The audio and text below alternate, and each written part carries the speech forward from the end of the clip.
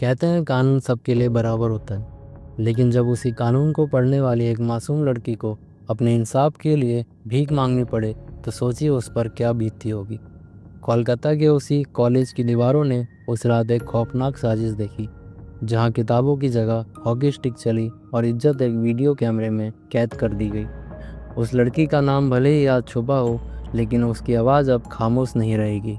ये कहानी सिर्फ गैंग रेप की नहीं, ये कहानी है उस हौसले की जो हर जख्म के बाद भी सच को सामने लाकर दरिंदों को बेनकाब कर गया।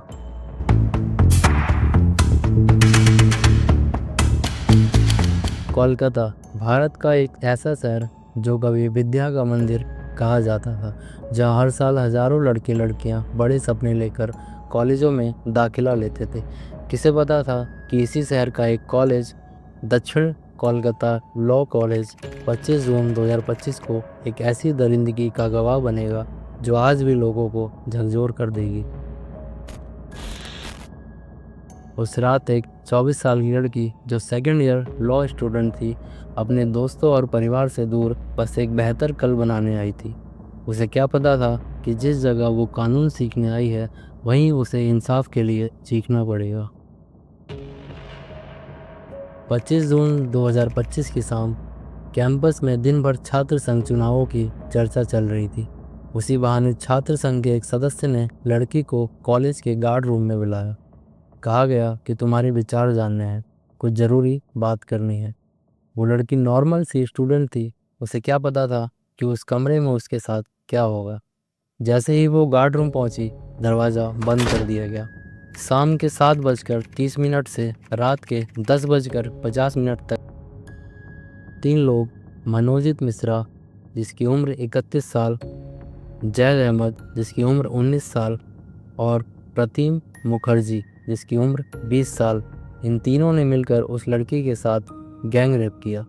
हॉकी स्टिक से उसे मारा गया, उसका वीडियो बनाया गया ताकि डराया जा सके, ब्लैकमेल किया जा सके।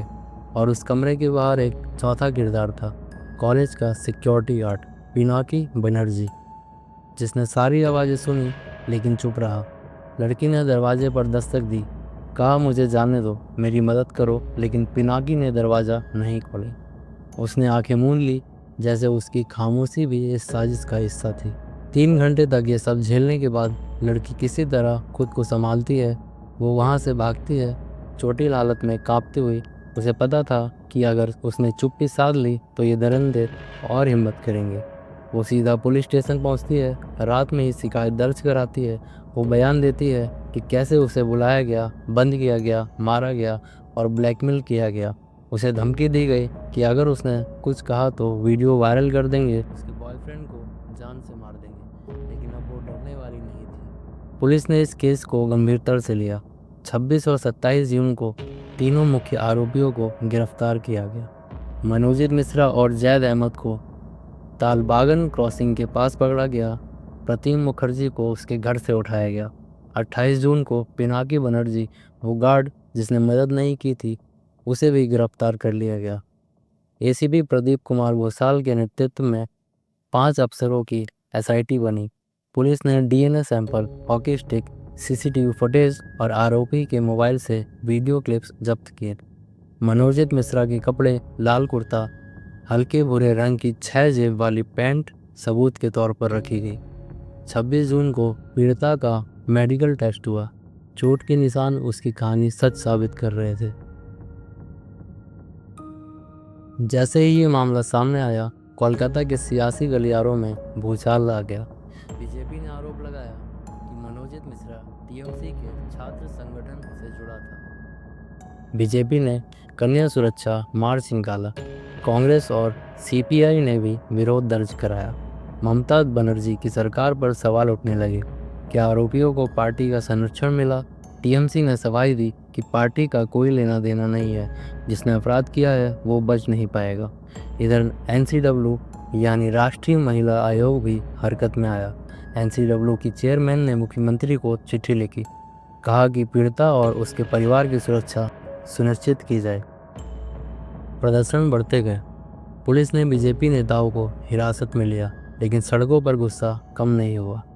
लोग कहते हैं कानून सबके लिए है, लेकिन क्या वो लड़की अकेली नहीं थी उस गार्ड रूम में? उसकी चीखें सुनकर भी कोई क्यों नहीं आया?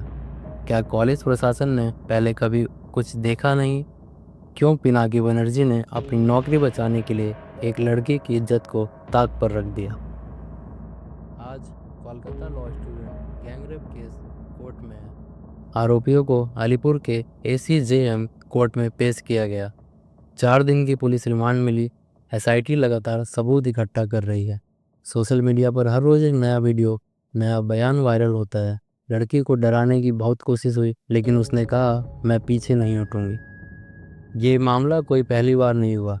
इससे पिछले साल RG कर मेडिकल कॉलेज में ऐसा ही हुआ था। फर्क बस इतना था कि इस बार लड़की ने चुप्पी नहीं साधी।